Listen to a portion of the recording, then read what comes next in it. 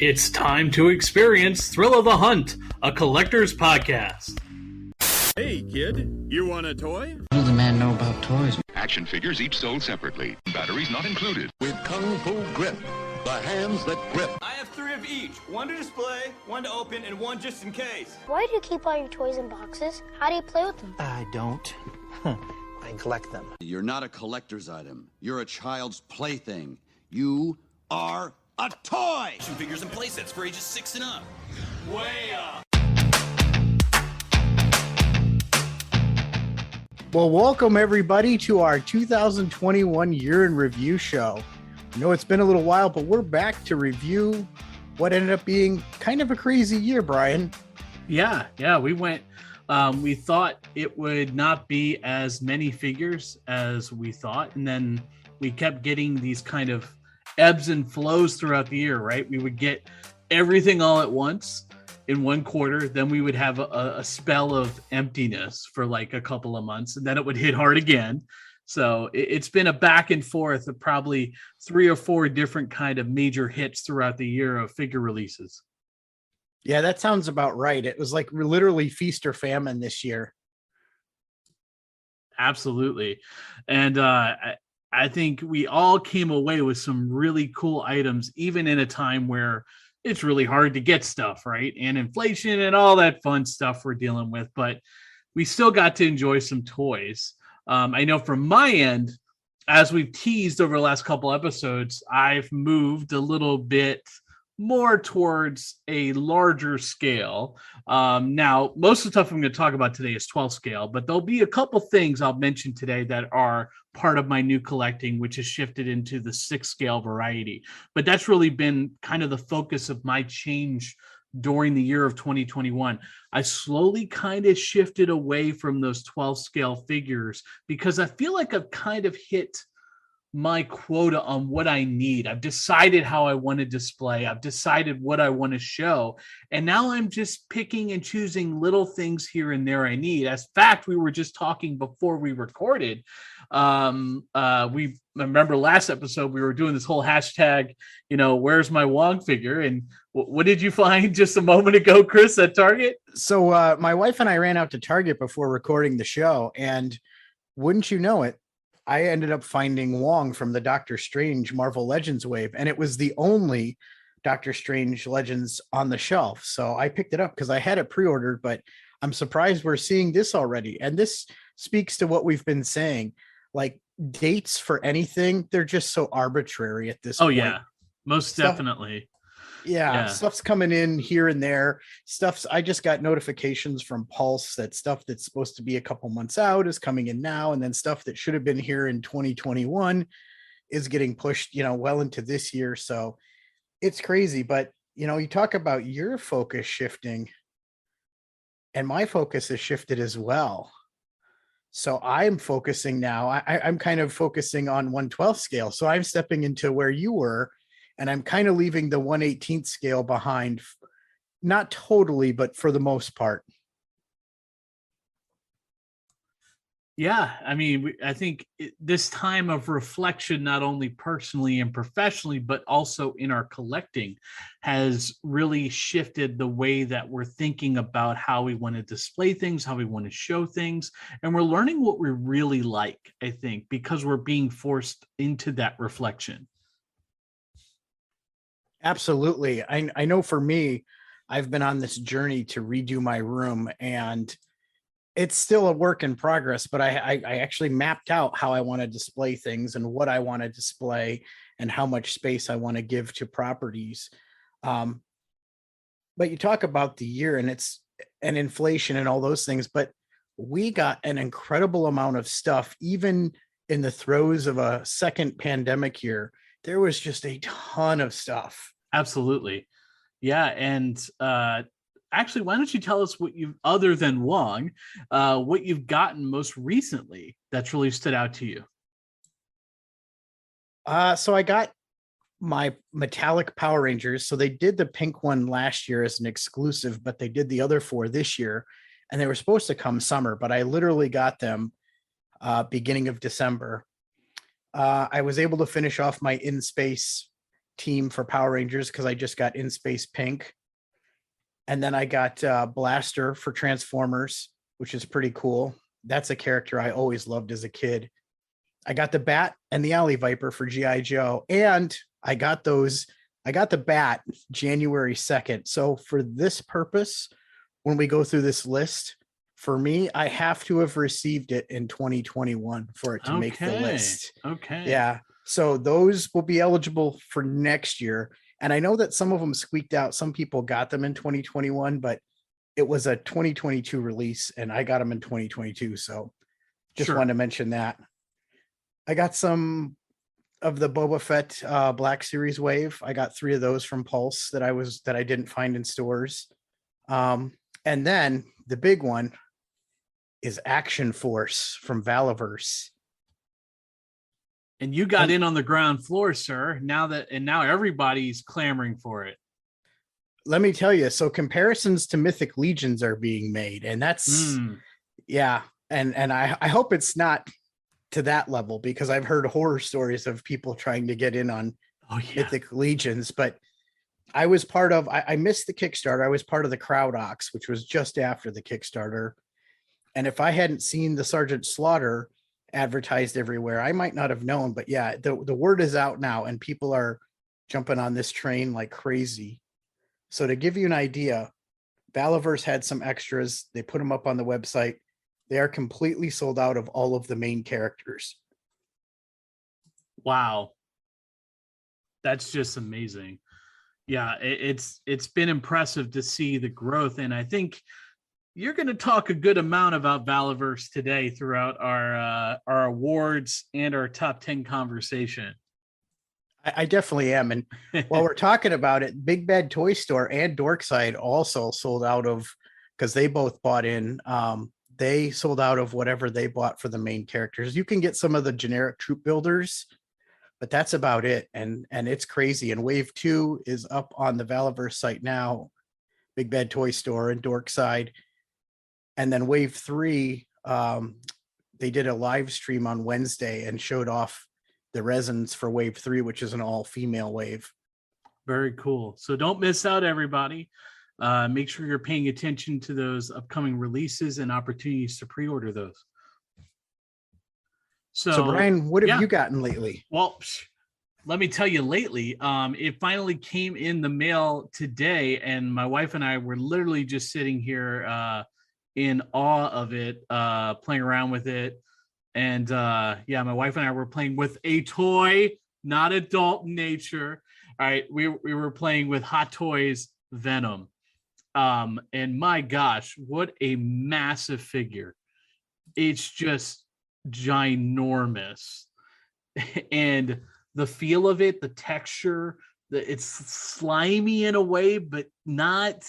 And one of the coolest things I love about it is the magnetic heads. The heads are attached by magnets. They're starting to do this more with figures. That's pretty cool. Makes it easy to swap them out. And less chance for you to break those neck pegs, and a less chance for scraping and paint, losing paint application. So props to Hot Toys for that. And what an amazing figure. And you can still grab that first release Venom. It actually just popped up back in stock all of a sudden in the last few days on Sideshow, just the exclusive version, but it's the same price as the regular version, so it doesn't really matter. But it's still available and in stock as we speak. But also you can pre-order the upcoming sort of re-release, but a couple different accessory changes with it and new base for Let There Be Carnage version of Venom coming out in a couple of years from now, along with the Carnage. Go ahead and pre-order, people. We'll wait. You know, just drop your NRD and worry about paying the rest of it off over the next 2 years. You got time. That's the good thing about it, because if you're dropping that all at once, it's a lot of money. Let's not push that aside. It is a good amount of money, but when it's spent over time and you get to enjoy the piece when it comes, it's worth it. Definitely. So we also got some G.I. Joe news today with the first Fan First Friday of the year. That's a mouthful. Yeah, it's a triple F day. Yes. Here. Yeah, we got some GI Joe news. You talked about Valorverse was just a few days ago with the stream, but what did they give us on the GI Joe news today? Well, they led off with kind of a statement that Emily actually read, which I found interesting because she does work in marketing, but they read a PR statement and it basically said, because of the pandemic and ongoing things, they're going to do things a little differently, at least as it pertains to the GI Joe line. So today we only got digital renders and no pre-orders. So they said that when they have packaging and actual figures to show us, that's when the pre-orders will go up. But because there's so much in the pipeline, and I'm gonna add here, last year I said for me it was the year of Power Rangers because there was so much Power Ranger stuff coming out. I'm gonna dub 2022 for me the year of GI Joe because of everything that's probably coming out. This is the 40th anniversary of a Real American Hero, and so today they showed us, I think, 3 new classified figures. They showed us some of their upcoming retro wave, which they didn't reveal what that is, but we're all thinking it's going to be a retro card, much like they've done with Marvel Legends, Black Series, and then a couple O-ring characters. But a couple that stood out to me today was the Stalker figure and then the Gung Ho in the classic colors.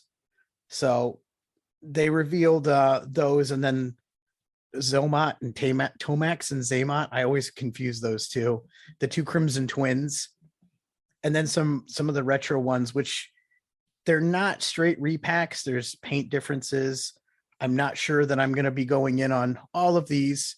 I'll definitely be getting the Gung Ho in the classic colors, but Destro, Lady J, and Baroness, and then a Viper 3-pack. Very cool. So a lot on the lineup. Did they give any idea of when they may start announcing pre-order dates for that yet, or any kind of clue to that? They did not. All they said was that they're going to have another live stream towards the end of February, and I'm assuming that's going to be the Toy Fair timeline. As you probably know, if you're in the toy world with us, you probably know Toy Fair was canceled for the 2nd straight year, and rightfully so, of safety concerns with the new variant. So I'm assuming we're going to get a format similar to last year here at the middle to end of February. It's going to be a lot of toy news coming our way.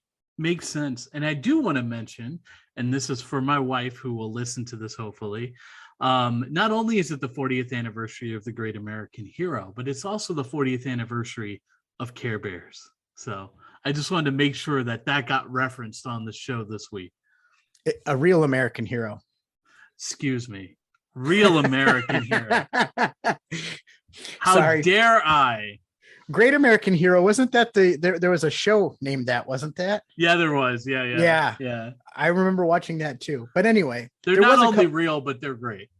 Exactly. There was a couple O-ring figures, 2-packs that they announced, Duke and Cobra Commander, and a Cobra Trooper and a Cobra Officer. I'll wait and see kind of what they look like. That's a Pulse exclusive. Luckily, I don't have to make a decision today, but I got talking about stuff that's shipping early. I got my notice that my O-ring Snake Eyes and Storm Shadow are going to be shipping here in the next few days. So I'll get those in hand and see if I want to continue, because that is that smaller scale that I'm trying to get out of.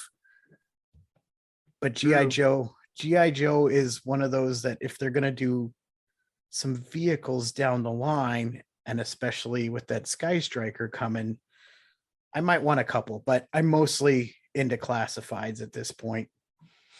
Makes sense. So I know we wanted to touch upon one thing before we start jumping into this year's awards. We wanted to just talk about quickly here who we thought as a company or a line or even a license needs the most improvement over the next year, could use some improvement over last year's performance and last year's releases. So, Chris, is there anyone in particular you would like to mention right now that you think has that room for improvement over this year in 2022? Yes, and I'm thinking we're probably going to be on the same page here. We'll see when you give your answer, but I am going to say, and it's not going to necessarily be a company for me, it's going to be a line or license, and that is Star Wars. I feel, totally agree. I feel like we, it's funny because I saw on different pages today, people were complaining about the classifieds repaints and repacks for the retro and stuff. And I just thought to myself, and sometimes they do with Power Rangers, although there it makes a lot more sense. But I just thought to myself, you guys haven't been collecting Star Wars then, because we are deep into the repaint and repacks. And I just think they did a good job with TVC, but I think the Black Series needs a little attention. The last year, I didn't get very much Black Series at all. And there was so many repaints, Carbonized Collection, Credit Collection, the Christmas, ones that were repainted in Christmas colors. And if that's your jam, go get them. I'm not trying to discourage anybody from collecting what they like. I'm just saying that I would like to see us get some more original characters. Absolutely. I mean, there's no lack of options to choose from. God knows that. I mean, when you look at how many characters have been developed through all of the film properties, TV properties, comic properties, I mean, there's many, many, many, many to choose from. But instead, we keep getting a different colored Mandalorian and a different colored Grogu over and over and over and over and over and over and over again. Yeah. And, it makes me wonder because they're focusing mostly, I've said it, they're focusing mostly on the new properties. And that makes sense because that's what's relevant and that's what's in the public eye. But, we're getting an OT character here or there.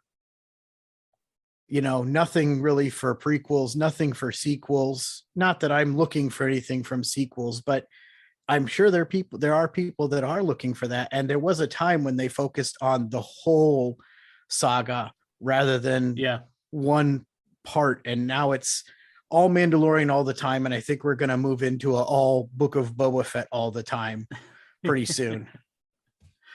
Yeah, but enough for the doom and gloom.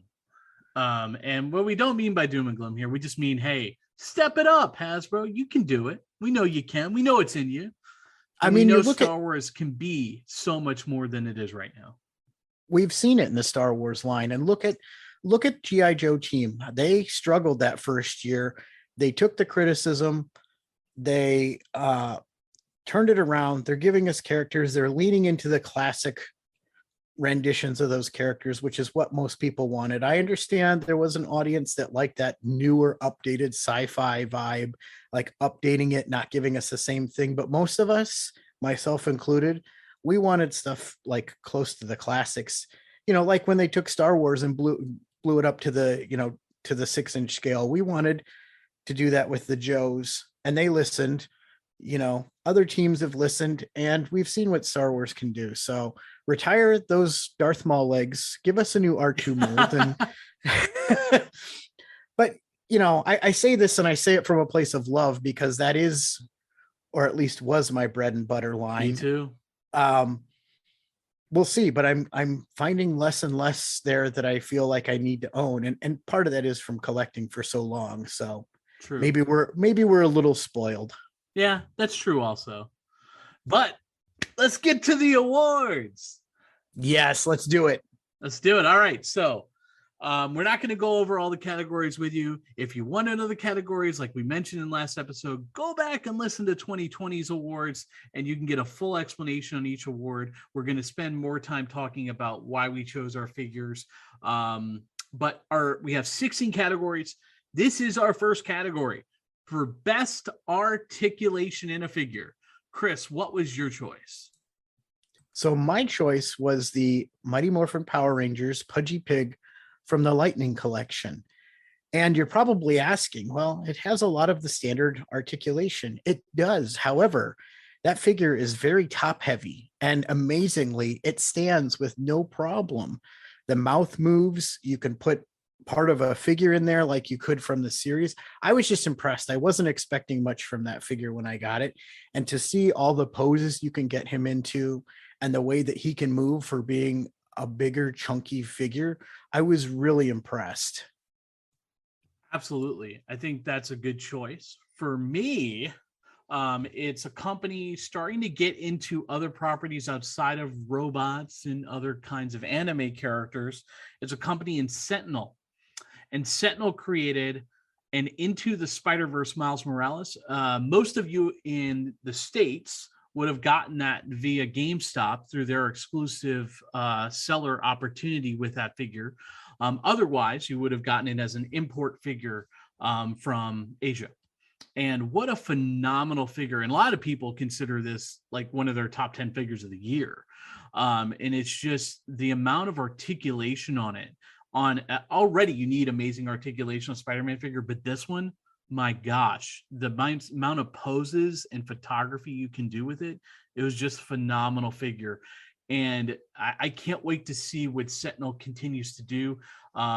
They have their Peter B. Parker coming out very soon, and they're going to be doing some other figures, but you can tell they're starting to dive more into more known properties and starting to sell more here in the States.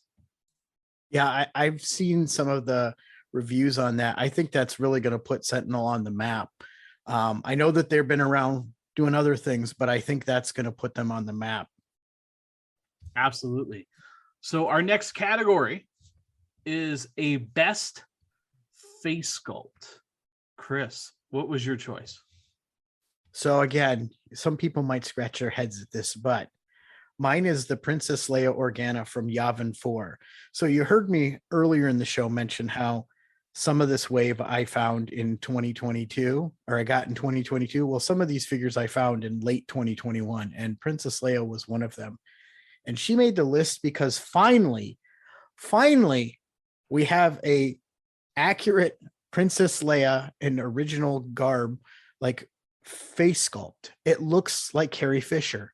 And I mean, you go back to the Power of the Force 2 days with that Leia figure there.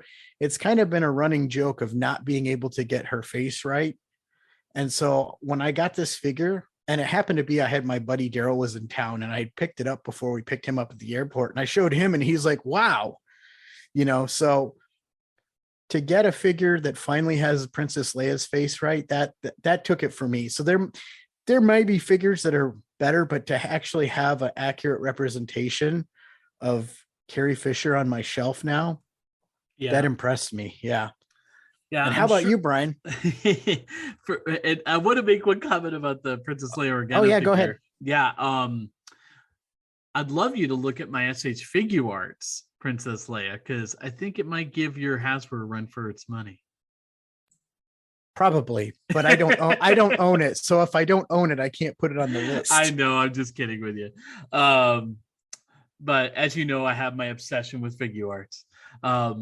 But when it comes to my favorite face sculpt, it would be, and Chris probably not surprised by this at all, because I told him like the day I got the figure, I couldn't stop like beaming about it, was the ultimate Doc Emmett Brown from Back to the Future, the first release, the first film version. I mean, that face sculpt is just phenomenal. Both head sculpts that are in it.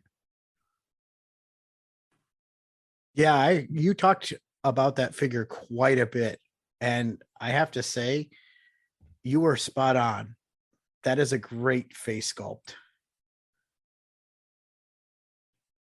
Yes, sir. So, I love my Back to the Future, as you know. Yes. So category number 3 is best use of paint application throughout the figure. So Brian, what did you have for this one? Well, I don't collect a lot of McFarlane, but this figure I held quite often and looked at a lot, and it still stands out in my mind, is the Violator. Which I think came in at around a $39.99 or $49.99 price point, depending on where you bought it. But the amount of detail on a large figure of the Violator, and the amount of different shading and texturing throughout the figure, it's just amazing looking. And for that price point, it just blows my mind. Nice. And for me, I had the Wasp Raider. I know that sounds funny when you say it. It's Wasp Raider, not a Waspirator. It sounds funny, but that's from the Valaverse Action Force line, and that was actually the BotCon exclusive figure, which is basically just a Swarm Trooper repainted, but it's repainted so awesome. It's green and yellow, and he's got iridescent green wings, and the eye holes are like translucent plastic. It's just phenomenal. Like I didn't, when I ordered it, I was kind of like, well, I don't know, how this is going to look. Oh, it's fantastic. Just the way the colors pop. It's I can't say enough about it. Awesome. So next category, we have best individual figure from an established line and property. Yep. And this is always a tough category, because you have to really think about everything that came out during the year when you're trying to decide on an individual figure based on all kinds of different criteria that can go into your mind. And we're talking about from an established line. So it's something that's been around a while. And for me, surprisingly, because this is probably one of maybe 2 Black Series figures I bought the whole year.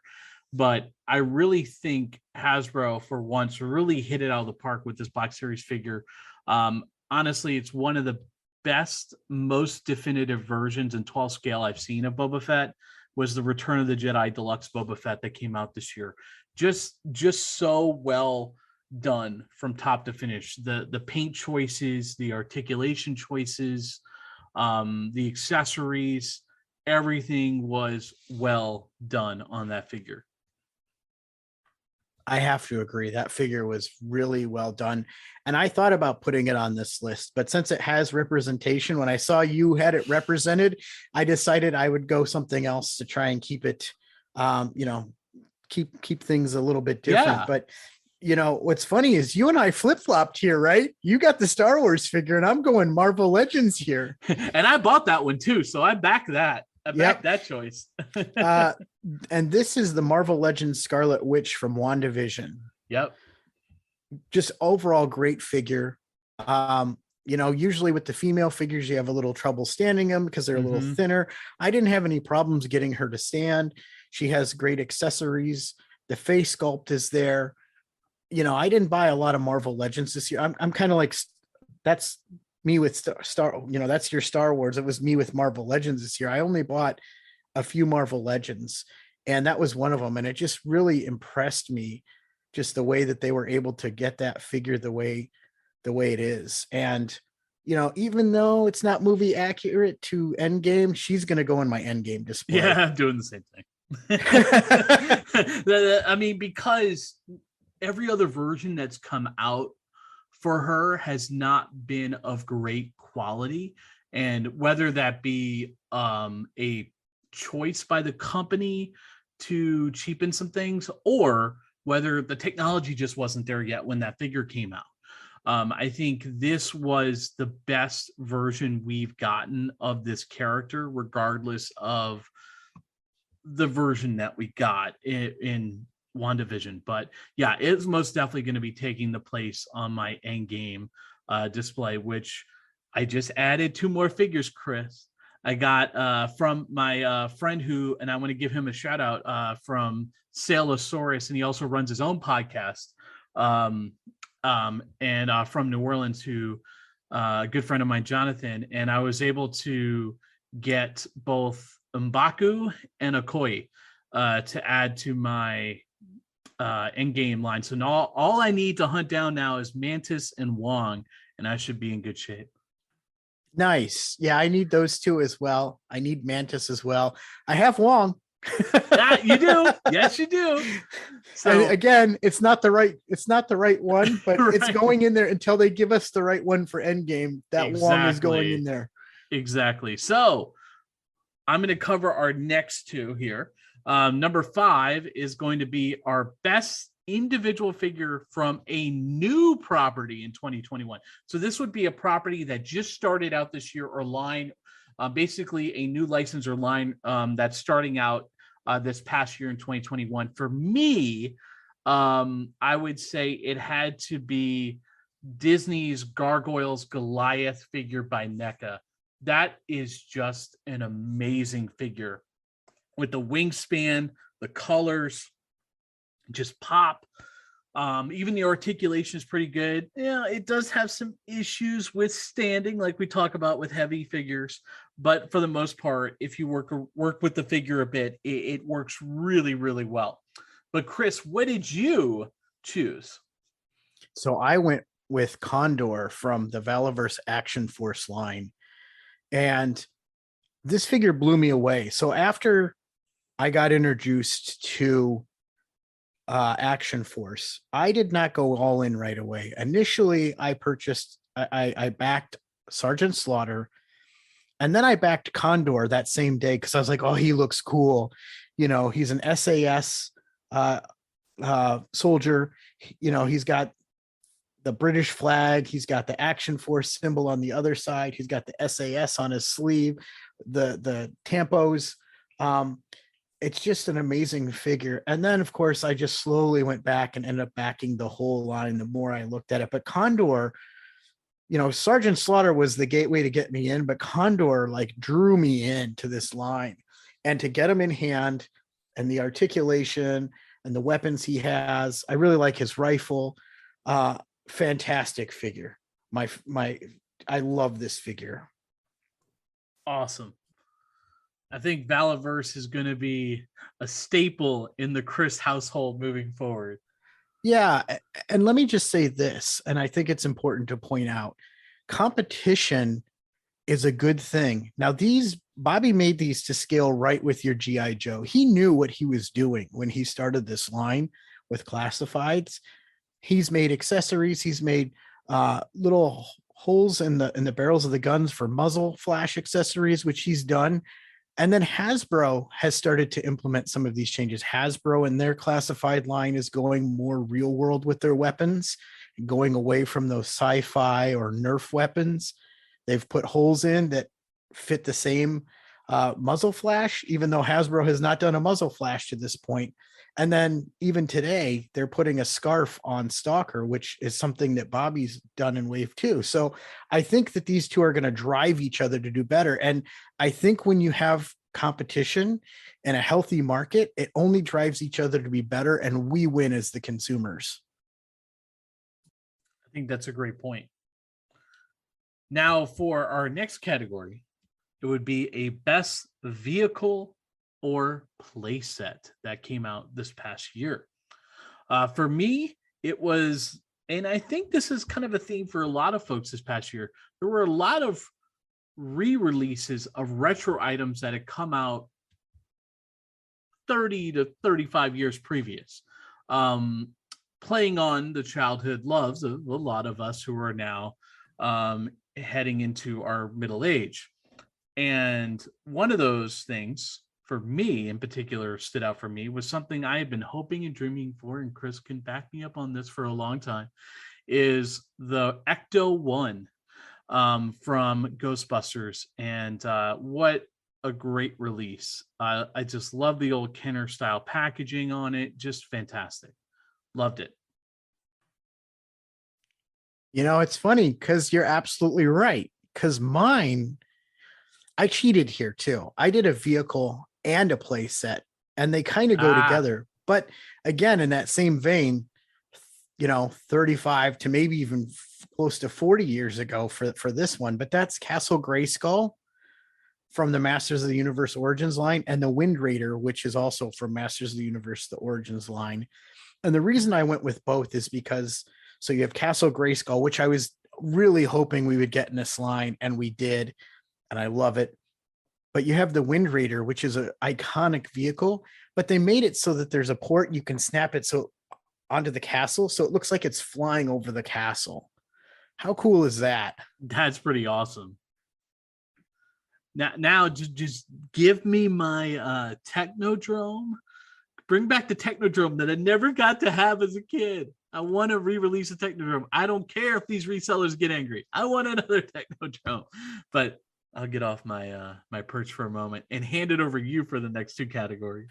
Yeah, I don't get the whole resellers get angry when stuff gets re-released or whatever. It's still, the vintage still holds some value. So, but I'm with you there, because even though I had it as a kid, I'm really hoping we get an Origin Snake Mountain before the Origin line goes away.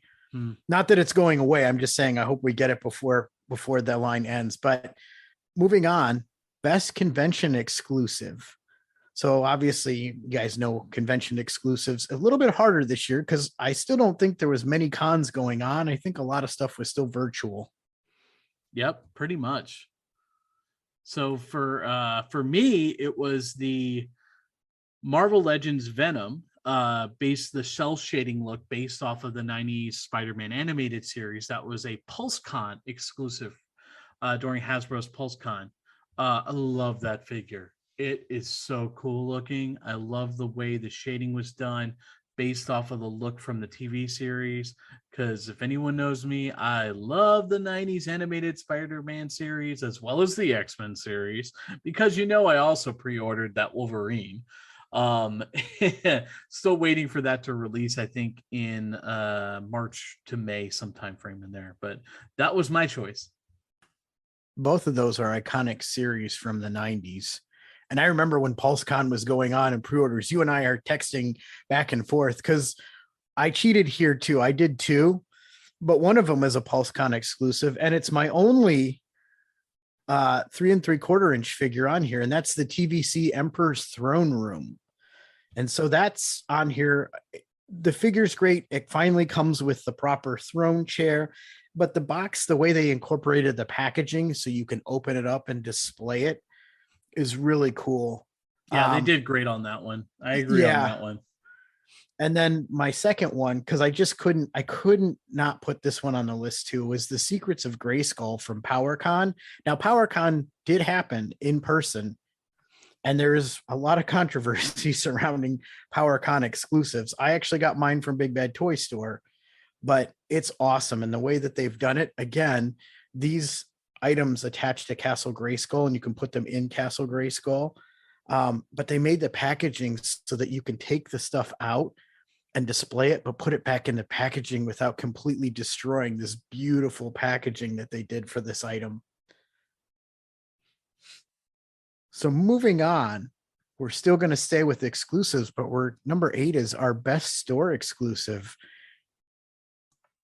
Yes, sir. And for me, it's just probably a bit of a cop-out answer, because every Toon figure that comes from NECA's TMNT line is exclusive to Target. But this one was my favorite figure set. And the only reason I have it is because of Mr. Chris here, is the Turtles in Disguise 4-pack, being able to interchange the heads out, the different accessories and in disguise costumes, from the pants to the jacket to the hat to the weird looking human faces. It's such a great set. It's what everybody wanted in the first place when they announced a TMNT Toon line. So once again, a thank you to the assist to Chris for helping me attain such a great set. You are very welcome, my friend. As soon as I saw that, I grabbed it. I was like, I didn't even hesitate. And then I called you. I'm like, I didn't leave it there. No, I grabbed it and called you. And I remember when I got to drop it off, and the joy on your face getting that set. Yeah, it's such a great set. So what was yours? What was your best store exclusive this year? I went back and forth. I changed my answer on this a couple times. Oddly enough, I ended up going with a Target exclusive as well. And I almost didn't put this one on there just because it was kind of so hard to get, but I do feel it was the best. It was the best exclusive for me, store exclusive. And that's the Cobra Viper from Cobra Island. So, we talk about it on the show, and I wouldn't have my Cobra Viper if it wasn't for a local collector friend here. Shout out to Carlos, who We help each other out when we see things, and he actually picked one up for me when they got them at our store. I was able to eventually get a second one, and as they became a little bit more available, and Hasbro put them out there a little bit more. But when these were super scarce, it was because of another collector I got these. So that's kind of great that both of us chose an exclusive from Target, but also had help from other collectors to acquire these exclusives. Absolutely. So the next two, let's start with the first one here, is our best figure line or license from a major company or property. So we're talking about an established major company. We're talking like the Hasbros, the Mattels of the world here. Ones that have been around for many, many, many years and have been stalwarts in the toy community. For me, it had to be, and this is no surprise to many who listen to our show, the Marvel Legends for this year have just been amazing. The team of Dwight and Ryan and I can't think of all three of their names off the top of my head right now. Dan, thank you. Thank you so much. And Dan have just been phenomenal. The work they've done, not only through their fan First Fridays and their different streaming events, but also through the actual physical releases of figures from start to finish, from marketing to release. They have just killed it this year. I can't remember a better year by one line for a company, in my opinion. But Chris is going to tell you that there is one that's better from this company. While I will agree with you, the Marvel Legends guys kill it. So even if I'm not buying a lot of Legends, I will always tune into their live streams. Not only that, those guys get right down to business. And I haven't seen, you can't tell me that there's a brand team that has more passion on their team than the three of them, right? True. And I'm saying that as I'm going to say that Go Power Rangers, that was my license or line from the year, because of this is last year was the third year of the Lightning collection, and we got so much stuff, things that I didn't think we'd ever see in the line. We completed, we're on the verge of completing our third. Well, it was supposed to come out last year, so we're on the verge of completing our third Ranger team. Just all the figures, and some of the stuff got pushed back into this year with all the stuff they had. I mean, my pre-order spreadsheet, and yes, I do keep a pre-order spreadsheet. Got to track those. As everyone should. I have mine as well. Yeah, you got to track what you're spending your money on and keep within a budget. But my Power Rangers sheet, it dominated my pre-order spreadsheet last year. And it was just amazing to me what they put out and how much stuff that they actually were able to get us, even if we didn't get it all like we were supposed to last year. Just amazing. There was even crossovers with Turtles. Yes. Yep. And that was Lightning Collection. Absolutely. Yeah. I was a bit surprised that neither one of us went in for it, but I think that's because we're really watching where the dollars now. go. Yeah. Cause we're into so much that you have to really be, just watching where you're going. Otherwise you get sucked into another line. Oh, most definitely. Most definitely. So the next category is best figure line or license from a independent or small company. So we're talking about our next layer of toy companies, ones that are still a little bit more independent, are not mainstream where you can find it in every single store, but they're starting to get there and starting to make that transition there. For me, no surprise here again, is the NECA TMNT Toon line. Although I bought maybe half of the stuff that came out this year because I started to wean myself off of the Toon line because we're starting to get deeper than I need to go with some of the characters. Still, an amazing line of releases this year. Such amazing characters no one ever thought would be available in toy form to buy. And I'm excited to see where they go next year, especially when I feel like we're starting to get teases for some bigger crowdfunding kind of things maybe coming, like a van or a lair or something, who knows? But I do love what they've been doing with the Toon line. They've done such a great job. Yeah, that's awesome. And you've got me every time I go in now, I look at Target, I look at that section. But for me, if you've been paying attention, I think this will be a no, you'll figure this one out. And that is Action Force from Valaverse. So I have been anticipating this line since I backed it. And that was last year, about mid 2020. And they were supposed to be in our hands summer of 2021. Of course, shipping delays, pandemic, all those factors working against it. I literally got these the week of Christmas, and I was so hoping they would come this year because I wanted to put them, see what they were like, and hope that some of these would be on the list. And I am not disappointed. These are real world military figures.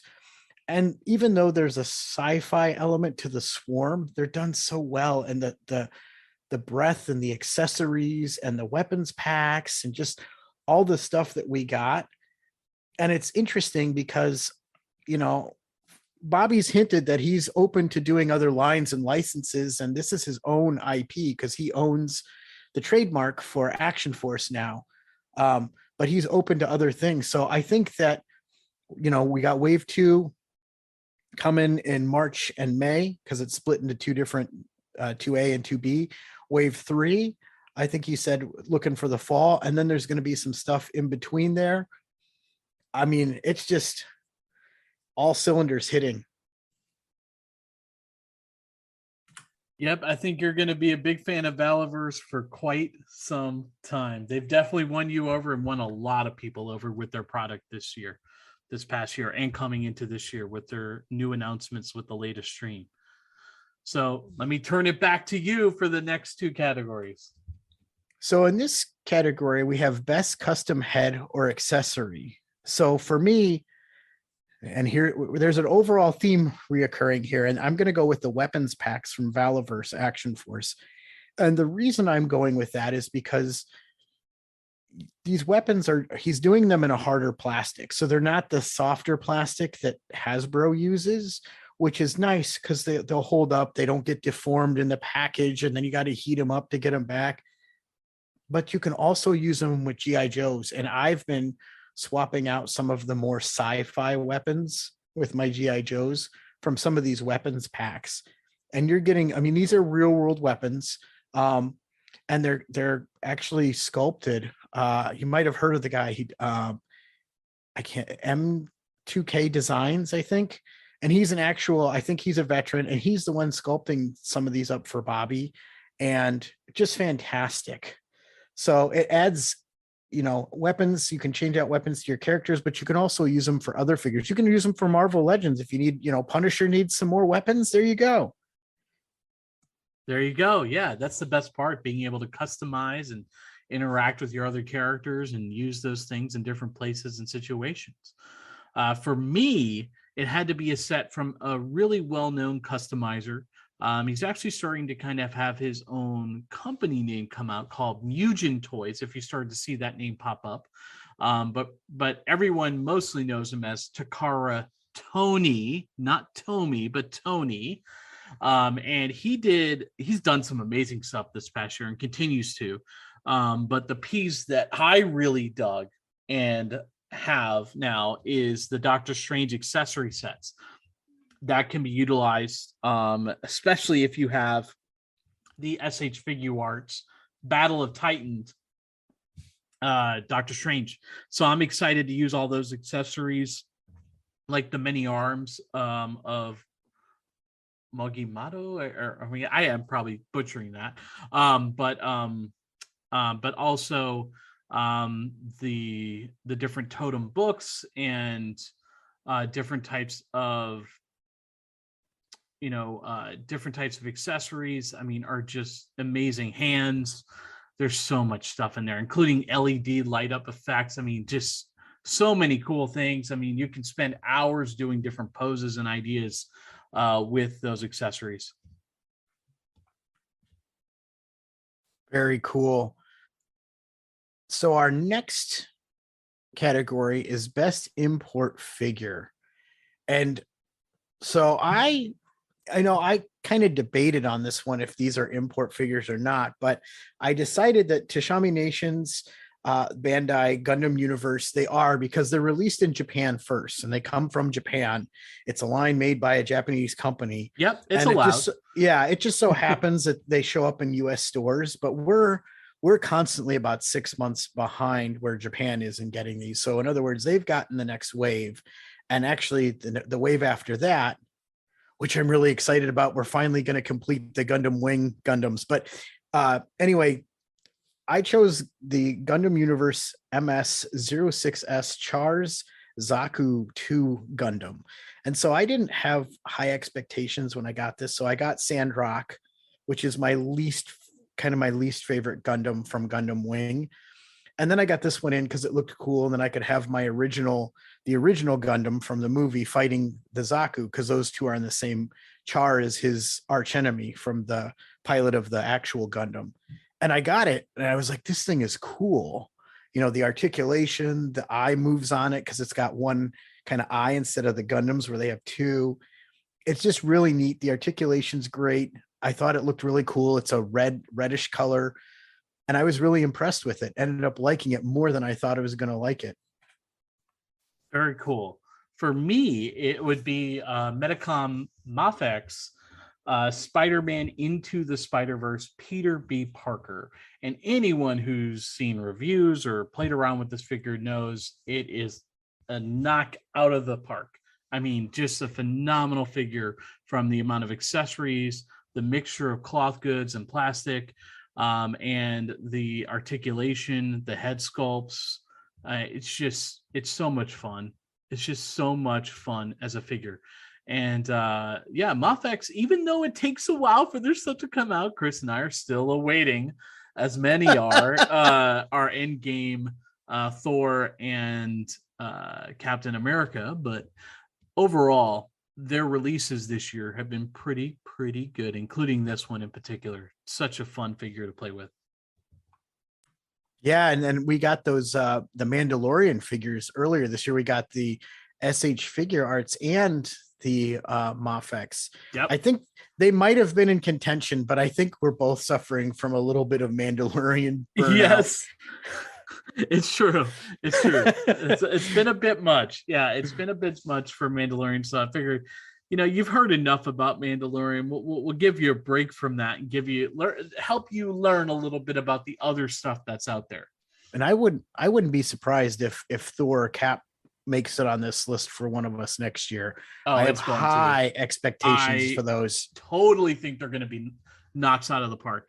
That you don't push it back this many times unless you're trying to get it perfect. And these figures are super wanted, and there's a lot of hype. So we'll see how those turn out. But the next two categories here, first one is going to be the best Kickstarter or crowd-funded project from this past year. So I chose one that the crowdfunding happened this year. It won't release until next year, or this year, I should say. But it did make during the year of 2021. Was the Ghostbusters Egon Spengler Proton Pack from Hasbro HasLab. And anyone who's a Ghostbusters fan knows that is the only way you were ever going to get a screen accurate one without building it yourself and being part of the Ghostbusters cosplaying and the Ghostbusters groups that you've seen at cons that do a lot of work with charity as well. This was the only way you were going to get it as a fan to put in your collection. And they did knock it out of the park. I will say it was pretty cheap, making you have to go out and hunt down the wand to buy outside of it to go with it. But for the most part, I was impressed with HasLab and what they did with the Ghostbusters Proton Pack. And I just want to add real quick, if you're still looking for that wand, they did put up another pre-order for wands. They did have to make one small change to it. I think that something to do with, because it looks like it could be a gun, they had to put like an orange tip on it. You can paint it silver if you don't like it, but if you still need a wand, the point is that go to Hasbro Pulse, they have them back up again. I do agree that was pretty, I wish they would have included the wand. I think that would have pushed it over the top, but we talk about crowdfunding, Brian, and this was the year of the crowdfunding or Kickstarter, right? I mean, 5 HasLabs, multiple Kickstarters that did really well. Oh yeah, we dedicated a whole show to it. I mean, this was a major form of collecting this year by every company. Everyone put their put themselves in the ring. No pun intended for Mattel there. Yeah. For who was going to knock down the next person on how many, backers and how much monetary support they were going to get for a singular item. And we I don't know if we talked about it since that show, but it was kind of strange to see that all of these crowdfunds, especially the ones from Hasbro, and the one that didn't fund was the one that I would have put money on to fund. And it was the one I told you from the beginning, it wasn't going to make it. Oh yeah. Well, I knew it wasn't going to make it when it started. I had my doubts. I kind of went back and forth on it, but I just thought it was funny. There was a time and place where you could put Star Wars on anything and it would sell, but right. I digress. My best Kickstarter this year was Animal Warriors of the Kingdom from Sphero Studios. Great choice. Yeah, this was early 20 or no, actually no, it was early 2021. I backed this and I won't have almost did. Well, here's the thing. This is a double-edged sword for me, right? Because it's a brand new, I love the idea and what he's doing with these, and I love the designs, but it's a brand new line now. And now I'm like, oh boy. So the first 2 waves, kind of everything got unlocked in the Kickstarter, but I'm kind of dreading a little bit when we start to get to wave 3 and 4. Not because I don't, think these are great, but just because I'm like, oh, this is another line. And, obviously you're paying a little more for this and Valaverse products. You're getting a little bit more, you're getting extra hands and heads and stuff. And they're hitting a little bit higher price point for the collector world, but Jason has knocked these out of the park. And what's exciting, these are being done in the same factory as Valaverse. So, I've seen what's came out of that factory. So that's got me really hyped. Now, Robbie did say he's added a second factory on his live stream on Wednesday, but the original factory that Series 1 was done in is the same factory these are being done in. And I can't wait to get these. They look great. The Kickstarter was immensely successful. And actually, plug out to Jason right now. You can still go and order these. And I believe he said that you do not have to pay for your stuff until June of this year. So if you missed out on the Kickstarter, Pretty go cool. Look it up. Yeah, you can get the stuff still. I am going to pick up a couple weapons packs that I passed on and a couple of the generic troopers, but I have no idea where I'm going to put it when I get it because I am just tapped out on space.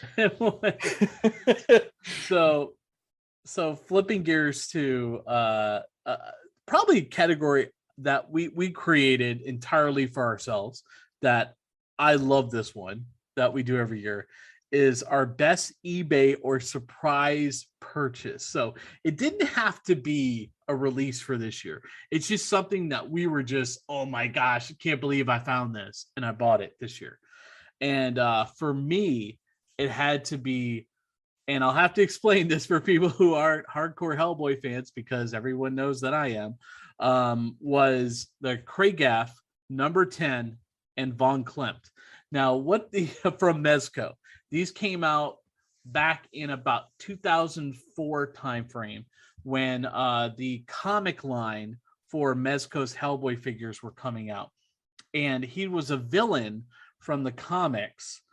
And Kragaf 10 is basically a massive ape that has had cybernetic kind of implants and things and has been made super intelligent.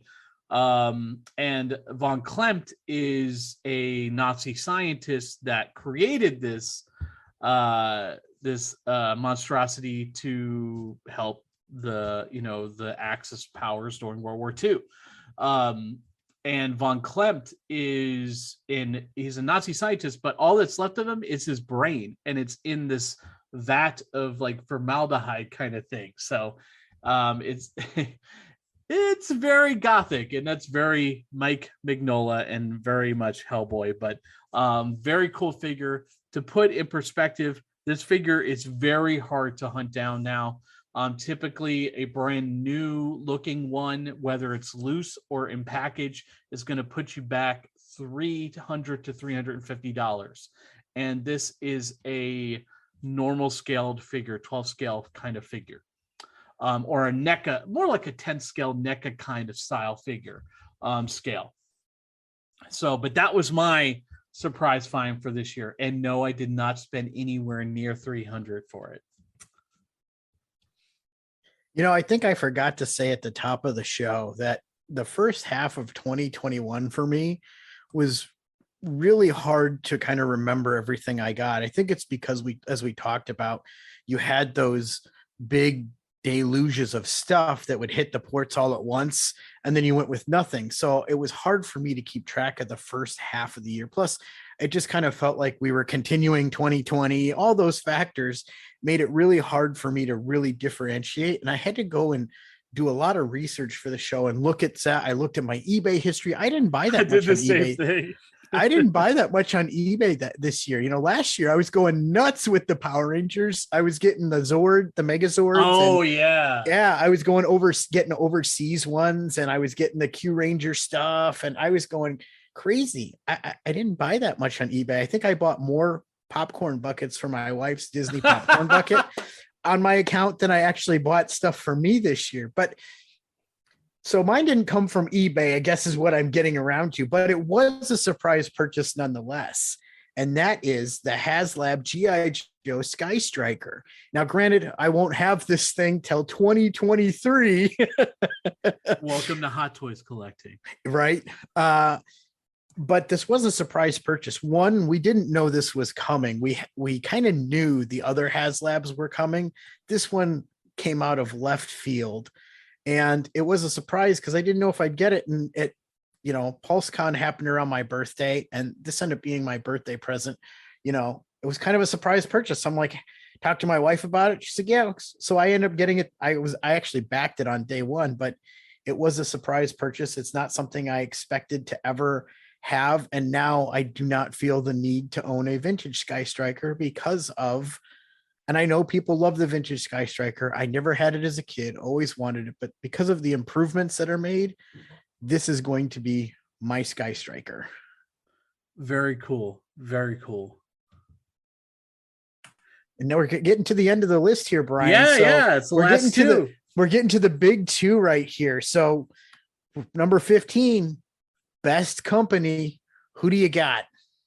All right. So I kind of alluded to this earlier a couple of segments ago, but I thought the company that really, when I look at the totality of the year and the quality of the releases of the figures and the unbelievable market value of those figures after release, which also tells a story of its credibility and need and want from others, was Medicom Mafex. I think the figures they put out, even though we do joke and say, oh, it's never going to come out, the figures they put out this year were this past year in 2021 were just phenomenal. Just impressive. The figure quality that came out of this company this year. And if you've been paying attention, I think you know where I'm going, and I'm going with Valaverse. So obviously they did the Action Force line, and you know, everyone's been this line has just been building anticipation since the Crowdox, the Kickstarter ended, then the Crowdox ended, and it's just been building and building. And there's been this loyal following of Valaverse Action Force starting. And I know there's the old Action Force. Bobby's kind of addressed that this is its own thing. He's made some homages to the previous line, but this is its own thing. And the following, now that it's here, it's just exploded. And one of the things I love about this company is Bobby actually, when you're checking out on his website, you agree that you're not going to scalp these. And if it's found out that you're scalping, he will no longer sell to you. And that's it. You're done.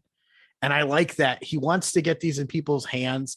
He's also said, you do what you want with your toy, but he highly encourages that you let your toys breathe. In other words, open them. He's got file cards on the back of his figures, like the old G.I. Joe. There's Action Force points, which are going to be used later on down the line. It's just amazing. And now you go on eBay and it's ridiculous what some of this stuff is going for, even though, obviously you can get it from other places and put it up there. And I'm not saying you should, because you know how we feel about that, but I just can't believe this. It's taken off, and I am so looking forward to getting series 2. And the value that you get for a $32 figure with the different hands, all the weapons, the accessories, helmets with night vision goggles that you can have on there. The way that the port system works, you can have the night vision goggles go like they're up, or you can have them like they're on the eyes. It's just amazing. And I'm really excited to see where this line goes. And as I mentioned, I think it's spurring G.I. Joe to be better. I think that's a great point.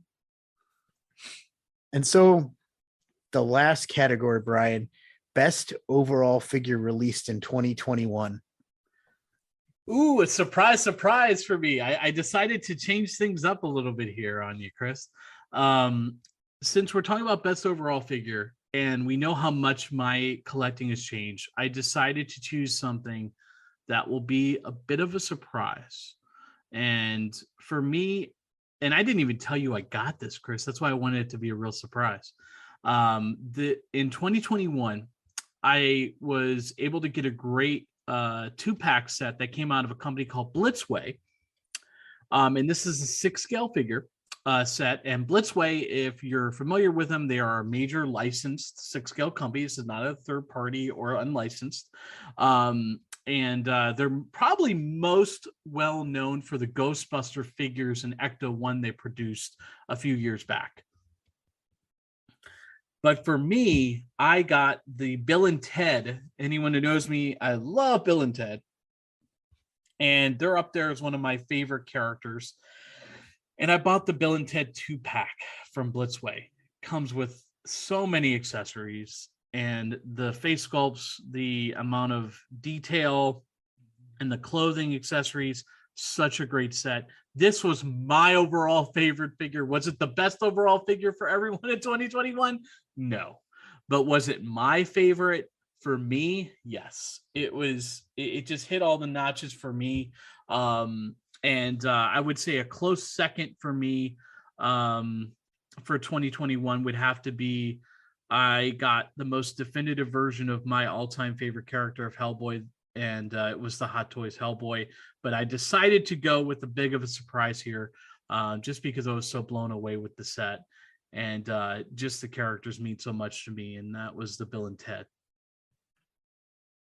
That's awesome. And we talked a little bit before we started recording the show about how you and I both over the week have gone in here and changed things and looked at histories and updated it and agonized over like what we were going to put in this list. And I know you changed that because you had that Hellboy on there. I did. And so you surprised me there, but I like how, I like how you also mentioned there that these are our picks. So like we have, like I said, I had to have received it this year and those kinds of things, but these are our picks.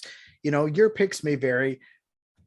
Might my pick be the best figure that was released this year? Like if you wanted to have some standard of the way we measure action figures, probably not. But for me, it's the best figure. And before I get there, I wanted to say this about it. I think it's great, Brian. We do have some overlapping stuff that we do, but I think it's great that we collect while we have the overlap, we collect a lot of different things, which allows us to bring so much more to the table to kind of complement one another. So you're into things that I wouldn't be into, with kind of Hellboy and Bill and Ted, and I'm into things that you might not be into, like Action Force and military stuff. I think that's really cool that we're able to come together and do that. Oh yeah, I love it. I love the fact that there's going to be something that you're going to connect with that we talk about. We hope, right? And we just have two totally different. I mean, like Chris said, we do have some crossover, but we do have some interest in ideas that are totally different from each other, and we just want to share it all with you guys and hope that you get to join in on the fun. I've learned a lot too. So Me too. Without further ado, mine is going to be the Swarm Trooper with the Swarm Gear Pack. So I'm making a little caveat there because the Swarm Gear Pack was a separate add-on from Valaverse for the Action Force line. And when I first was placing, I kind of told you I slowly added on. I did Condor, and then I did Steel Brigade, and then I did Carrack and the Bone Collector, and I was kind of like, this Swarm Trooper is kind of sci-fi. He looks a little, because essentially he's a yellow and black character. It looks like a bee. You're going with the Swarm, and Swarm is an acronym. I can't remember what it stands for in the comics. Yes, there is comics that go well with this and tell the story. But with the gear pack, he's got this jet pack with these iridescent yellow wings, a yellow shield. It looks like an energy projection almost. He came with a special stand, which is yellow if you got the gear pack, extra guns, and it's just cool. He's got, like I said before, on the Wasp Raider, he's got the iridescent eyes. It's just so cool, and the paint job is so good. And I didn't know if I was going to like these. Well, let me tell you, Right. I went and bought a second one because I'm like, I don't troop build like, some people like to troop build like crazy. Usually for me, troop building is 2 troops and I'm good. Stormtroopers is probably the exception to that because everyone needs stormtroopers to build out displays. But so I went and picked the second one up. That's my definition of troop building. And so what it's going to be is I'll have the 2 of those on my shelf, and it just looks, I didn't expect to like this figure as much as I did. And I keep hearing that as people were kind of like, this was the figure that everyone was iffy about, and everyone loves this figure. And I do too. It's awesome. Very cool. Very cool. So that concludes our awards for the year. But to finish out this episode, we're going to go through our top 10 overall figures for this year. And we're going to go fairly quickly through our first 10 through 4, and we'll spend a little bit more time on those last few when we get towards our top of the list. So I'll start off with my number 10, which would be a 2-pack, a Marvel Legends Iron Man Mark 85 versus Thanos 2-pack. Was really impressed with how that came out. Such a cool figure set, and obviously needed to finish any Endgame set. Yep, good choice. That one almost made the list for me. For 10, I put and I just doing them all, the Power Rangers Metallics.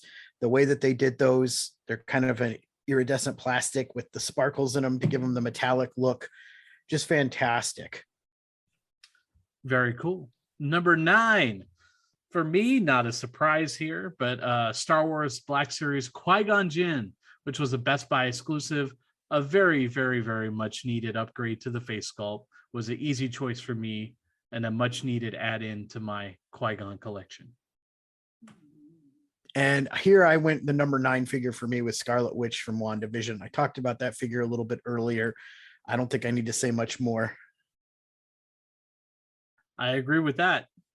And number 8 for me was a Marvel Legends figure, was what I talked about earlier too, was the Retro Venom, which was the PulseCon exclusive. Number 8 for me was Pudgy Pig from the Power Rangers Lightning Collection. Again, didn't think I was going to enjoy this figure as much as I do. Awesome addition to the collection. Number 7, Chrome Dome from the Nekatoon TMNT collection. Just a massive figure with crazy articulation ability and samurai swords and a gun. I mean, come on, that was cool. So number 7 for me is Asajj Ventress from the Black series. I surprised myself in not having much Black series on these lists. And like I said, I feel like when I looked at the year as a total, there wasn't a whole lot. I wrestled with some of the new updated, the Chirrut Imwe, the Qui-Gon Jinn, the Han Solo with the updated face print. But ultimately, I wanted to go. I thought that Asajj Ventress, other than Boba Fett, those were the best 2 figures. And Asajj Ventress made my list at number 7. For me at number 6, it was the Ultimate Casey Jones from NECA. Finally, we got a definitive version of Casey Jones with an unmasked head sculpt. Thankfully, the actor finally approved his face likeness, and we were able to get that figure this year. Number 6 for me is Slug from the Transformers, and he's one of the Dinobots. He's the Triceratops. Now, Brian can tell you I agonized over getting Grimlock, and he was actually with me when I finally got Grimlock from Intergalactic Plastic. Shout out to Intergalactic Plastic there, who actually had it for sale at retail. But I got Grimlock, and when they announced Slug, I was like, I'm getting it. I hope they do the rest of the Dinobots, but Triceratops were my favorite as a kid, and I just thought that was an awesome figure. Great choice.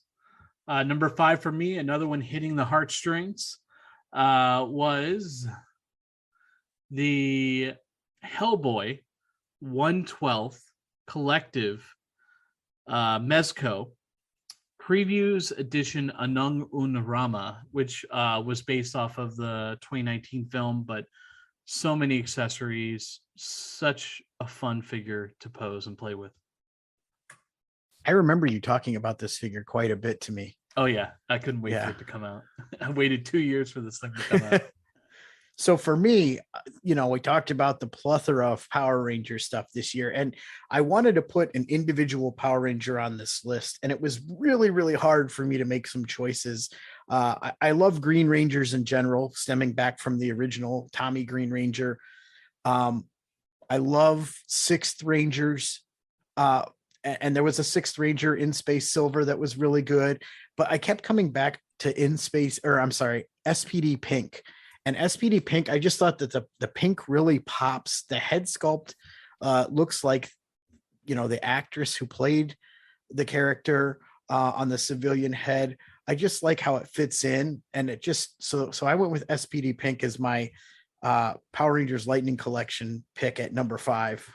Yeah, I remember you talking about that figure quite often when you got it. Yeah, I'm not surprised by that. For number 4 for me was, no surprise here, we talked about it, and I don't need to add any more to it, was the NECA Turtles in Disguise 4-pack Toon figures from Target. Great set. For me here, I'm going to go with the Snake Eyes and Timber G.I. Joe Classifieds 2-pack. And largely, this is on the list because of Timber. And I actually went out and bought one of those. I think you get it from Michael's, one of those static wolves that doesn't have any articulation because we didn't have any. And this version of Timber has all the articulation you could want. It has a swappable head. I know there was some problems with some of the early ones. I didn't have any problems with mine, but I liked how he came with kind of like a snarling head and then a more neutral head. All the articulation you could want, and it opened the door for us getting animal companions into the G.I. Joe line. The Snake Eyes here was his classic commando look, like his version 1 commando look. And then adding the animals into the line has opened the door. Now we're getting Freedom with Spirit. We're getting Fiona with Crocmaster. And so it just really opens it up and gives us that classic feel. So like Timber is the reason why this sits at number 4. Not surprised. I was waiting for that to pop in here. At number 3 for me, I mentioned earlier, is the Best Face Sculpt Award. The Ultimate Doc Emmett Brown from the original Back to the Future film. Just a great figure all around. Really enjoy that figure.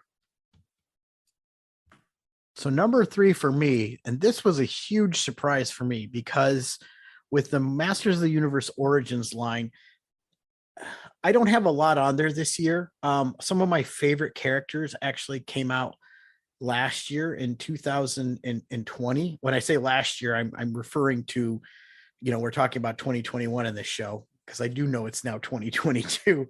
But a lot of my characters came out then. I had to go back and look, and like Orko was on our list last year. Somehow Trapjaw wasn't on there, but I know I got him last year. But I said I wasn't doing the Lords of Power one, and I haven't for the most part. But when I saw the Merman Lords of Power version, the first time I passed it up, I was kind of like, man, I really like that figure. And so I did end up getting it, and I like it better. I'm going to say this here. I like it better than the regular version of Merman. It has so much more detail, and it looks so much better. So I actually have both of them in my current display. I'll probably keep them both when I'm going to give it a bigger display. I just love this figure, and it was something different, because a lot of these are just, they've literally taken it from the original and just modernized it with modern articulation. And this one, they didn't do that. This one, it's different version. They did a Lords of Power 5-pack, but they did make these a little bit different than even those. So this one surprised me. It's on number 3. Love this figure. My favorite Motu Origins figure from last year. Good choice. To go back to what we talked about earlier, for number 2 for me, it's the Sentinel Into the Spider-Verse Miles Morales. Just from start to finish, the articulation to the accessories to the mix of different materials to make the figure, just the ability to use it any kind of shot you want to take. It's by far, in my opinion, the best 12 scale figure that came out this year. Yeah, no surprise here. My number 2 is Condor from Action Force. I think I already said just about everything you could say about this figure. Fantastic figure. Really love it. And my number 1, which I just changed on Chris again just now, is because I want to make sure I give some time to this figure, because I spent some time more so on the best overall figure I had for myself for purchase. This one, for my opinion, was number 1 in my heart as well, which is the Hellboy from Hot Toys, as I'm staring at it right now, and it's staring me down. Just the amount of accessories, the ability to add the Naganrama crown. I mentioned the best 12 scale figure at number 2 because my favorite figure is my best 6 scale. The ability to add the fire elements all around the figure and within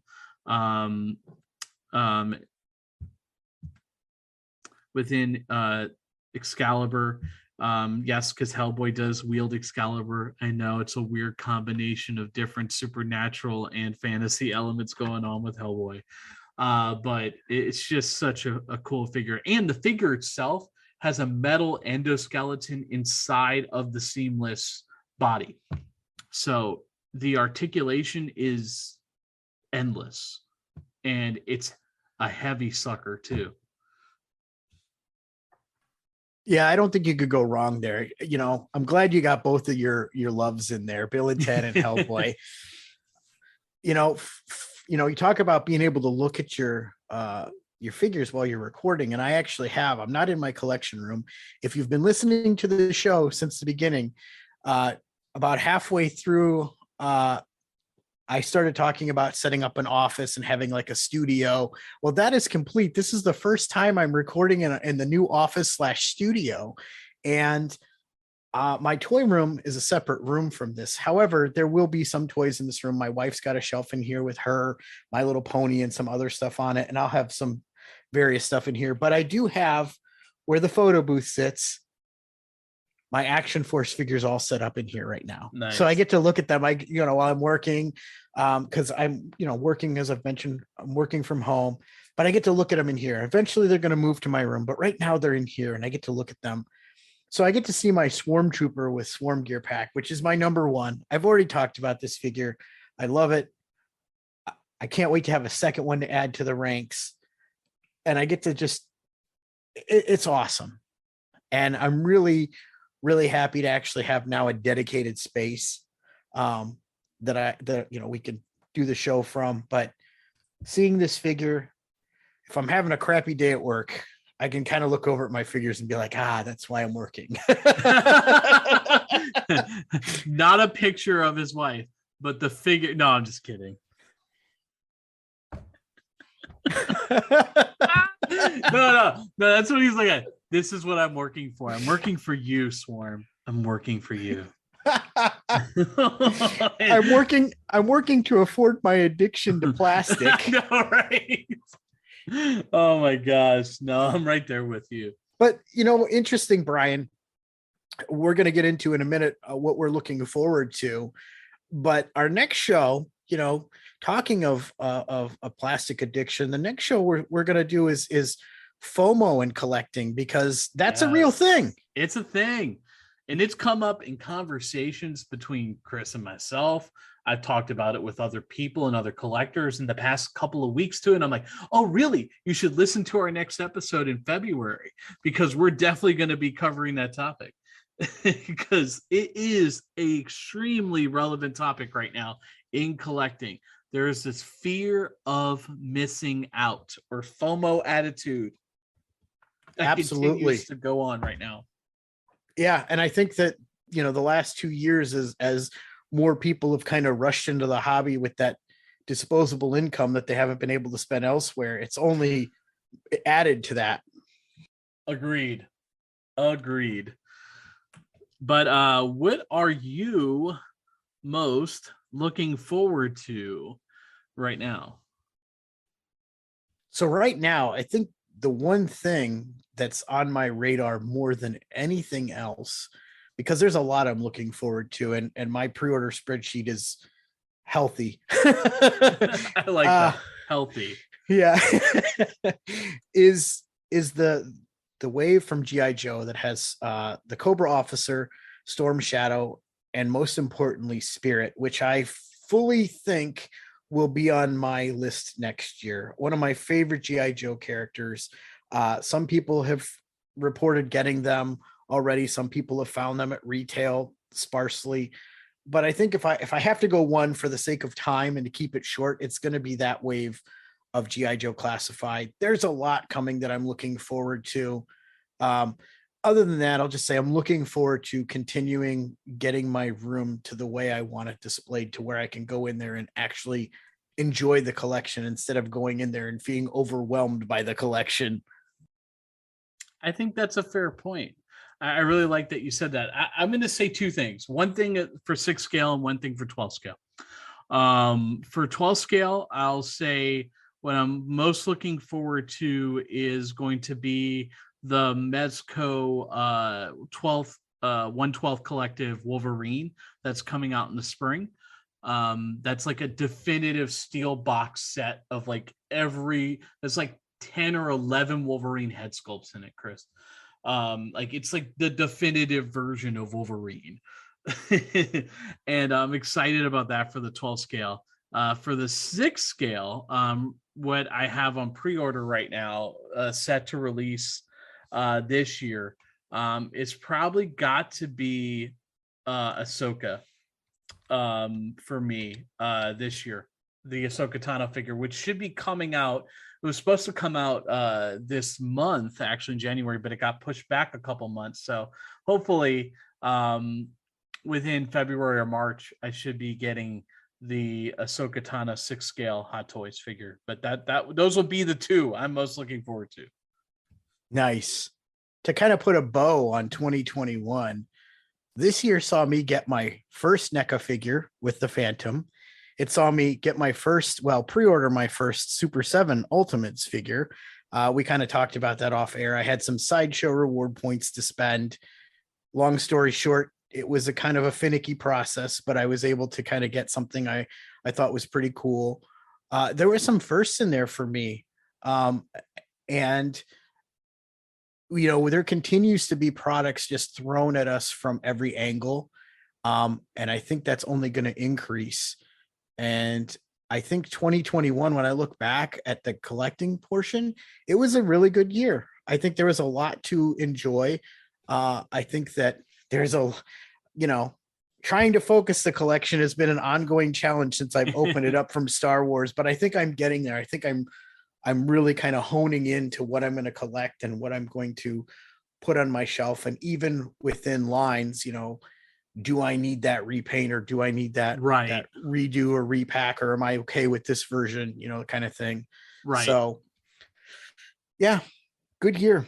Yeah, I think overall it's been a great year too, and I'm really looking forward to probably the most thing I'm looking forward to doing this year with my collection is in my wife and I, we call it our hobby room, which is where I'm going to display two different a street scene and a cartoon diorama with TMNT.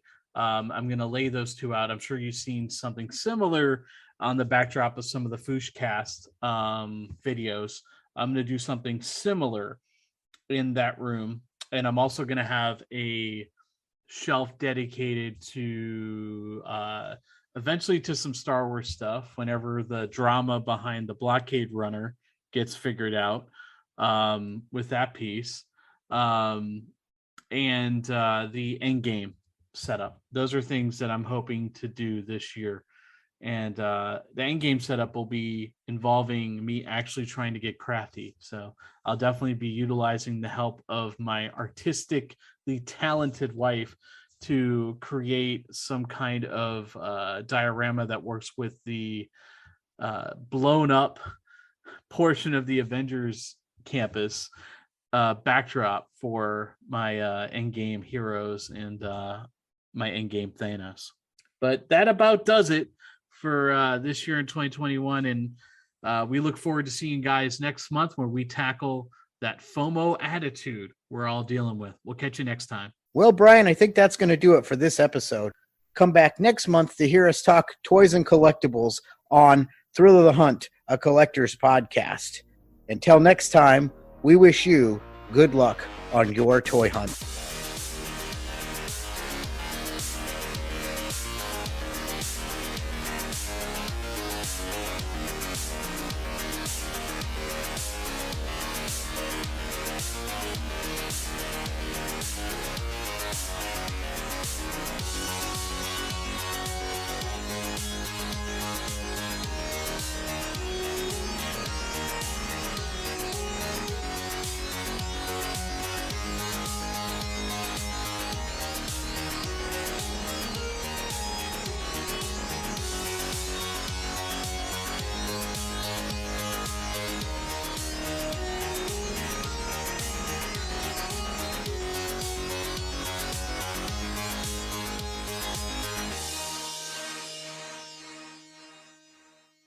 Thank you for listening.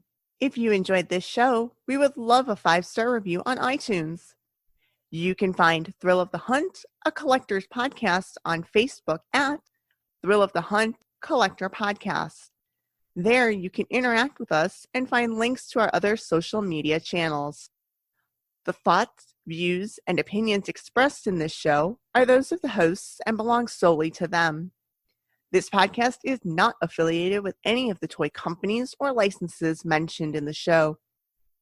This show may not be reproduced, repurposed, or redistributed without express written consent from the hosts.